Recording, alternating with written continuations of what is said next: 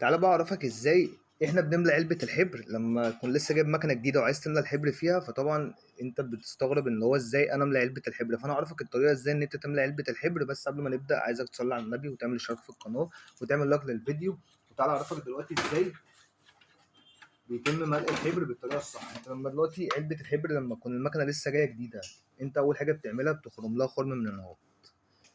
زي ما انت شايف كده، انت بتجيب اي حاجه سخنه مدوره، يا اما اي حاجه زي قطر او حاجه، وتبدا تعمل فيها خرم كده زي ما انت شايف. وبعد كده بتجيب كيس الحبر، بتملى الحبر ان هو.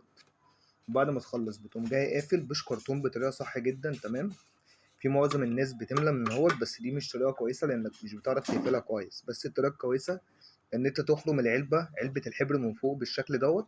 وبعد ما تفضي الكيس فيها بتقوم جاي قافلها ببلاستر او بشكرتون حاجه قويه. واهم حاجه انك ما تبقاش سايب فراغ بحيث ان مثلا الحبر ممكن يطلع من العلبه تاني.